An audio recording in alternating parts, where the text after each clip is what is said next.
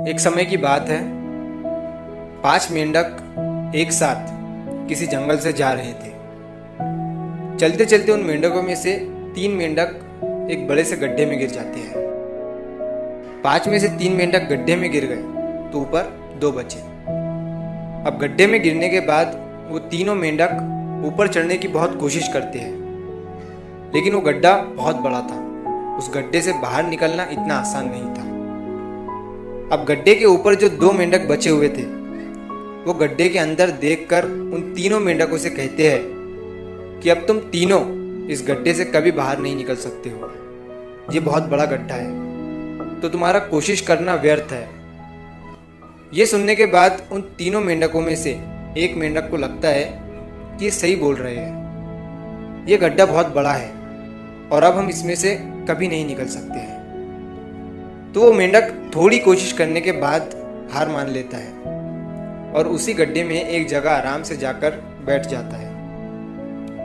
अब बाकी जो 2 मेंढक थे वो अभी भी ऊपर चढ़ने की कोशिश कर रहे थे।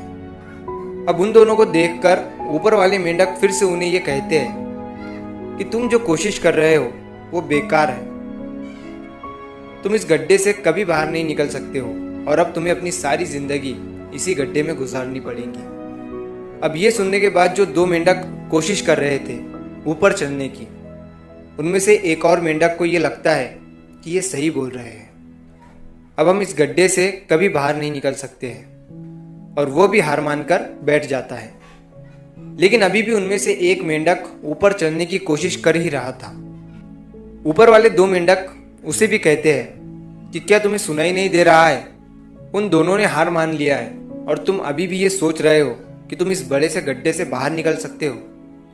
वो ऊपर वाले दोनों मेंढक उसे बोलते रहे, लेकिन उनकी बातों का उस मेंढक पर कोई असर नहीं हुआ और वो मेंढक कोशिश करता रहा और कोशिश करते करते वो उस गड्ढे से बाहर निकल गया।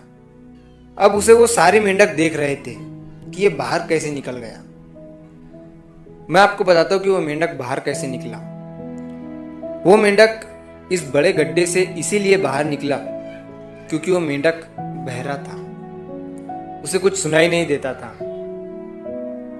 तो इस कहानी से हमें ये सीख मिलती है कि जब हम जिंदगी में कुछ अच्छा करते हैं तो बहुत लोग आते हैं हमें रोकने के लिए, तरह तरह की बातें करते हैं। लेकिन अगर आपको अपने काम में कामयाबी हासिल करनी है तो बहरे बन जाओ। उनकी बातों का अपने ऊपर कोई असर ही मत होने दो, क्योंकि सबसे बड़ा रोग क्या कहेंगे लोग। लोग तब भी कहते हैं जब आप कुछ नहीं करते हो और तब भी कहते हैं जब आप कुछ करते हो।